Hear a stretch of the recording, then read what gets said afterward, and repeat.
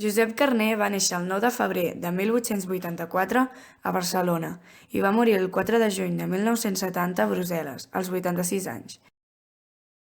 Va ser poeta, periodista, autor de teatre i traductor. Va escriure durant el noucentisme i postsimbolisme. És conegut com el príncep dels poetes catalans.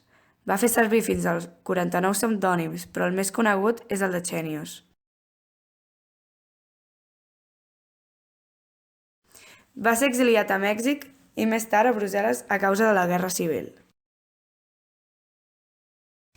Alidé s'ha fet vella i l'amor és vellet, i més menuts i blancs s'estan sempre a la vora. Ara que són al llit, els besa el solellet. Plora Alidé, l'amor vol consolar-la i plora. Oh, petita Alidé, com és que plores tant?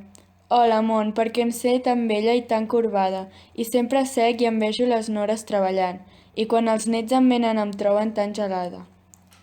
I no et sabria péixer com en el temps florit, ni fondre't l'enyorança dels dies que s'escolen. I tu vols que t'abrigui i els braços em tremolen, i em parles d'unes coses on m'ha caigut oblit. L'amor fa un gran sospir i li diu: home, vida, mos peus són balbs i sento que se me'n va la llum.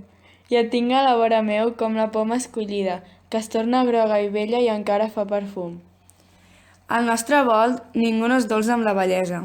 El fred ens fa temença, la negra nit horror. Criden els fills, les nores ens parlen amb aspresa. Què hi fa d'anar caient si ens n'aduem l'amor?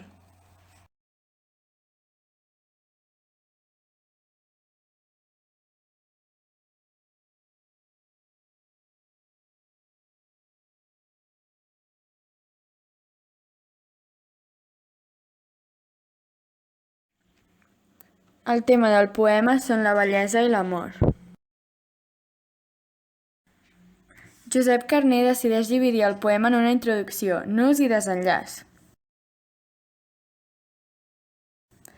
Al primer quartet es presenten els personatges, Alidé i l'Amon, i la seva situació actual. Són un matrimoni d'edat avançada que estan tristos per la seva bellesa. Durant el nus, que es comprèn entre la segona i la tercera estrofa, recorden com era la seva joventut. També hi apareix un diàleg entre els dos protagonistes, en el qual expliquen el motiu de la seva tristesa. La falta de forces, enyorança dels vells temps i falta de memòria. En el desenllaç, el matrimoni sap que ha passat per moltes coses junts. L'Amon consola la seva estimada dient-li que, a part de la seva bellesa, tenen la gran sort d'estar un al costat de l'altre. Per ells, la mort és pròxima, però el seu amor serà etern.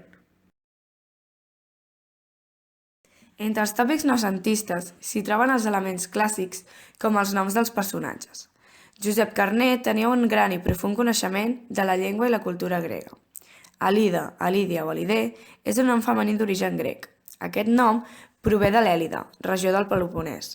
L'Elisi també és un vent de les regions tropicals que bufa d'est a oest en forma regular. L'Amon és un nom principalment francès, tot i que també procedeix d'Itàlia, concretament de Venècia. En el poema de la poma escollida, la mètrica, com és lògic del moviment noucentista, està marcat sobretot per la rigidesa.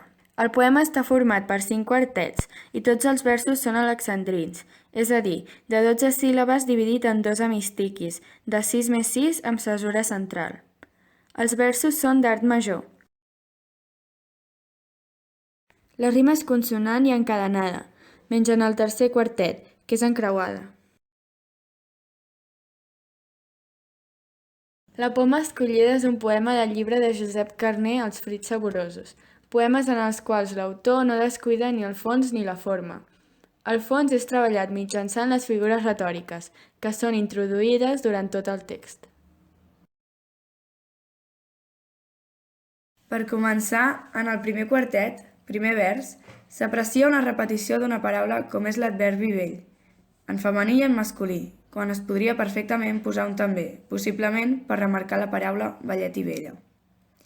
També podem percebre un polisíndeton al llarg dels 2 primers versos, és a dir, una repetició abusiva de la conjunció i, per donar sensació de lentitud, com fent veure que la vida s'acaba, però que el cor batega lentament. També cal destacar que entre el primer i el segon vers es veu una enumeració de qualitats dels dos personatges. Ja en el tercer vers hi ha una personificació en la qual es dona una qualitat humana a un ésser inanimat com el sol, ja que aquest no pot pas besar ningú.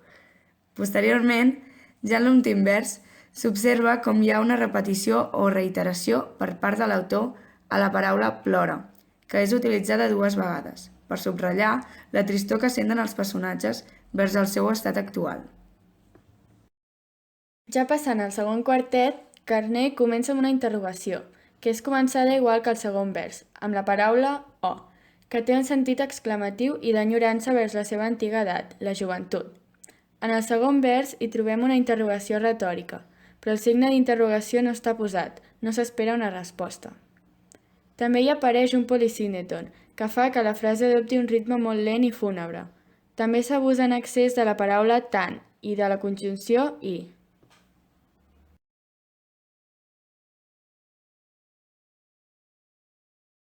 Ja en el tercer quartet es recalca una repetició de la conjunció i en el primer, el tercer i el quart vers. També hi trobem una comparació entre el present i el passat que és apreciat pels lectors.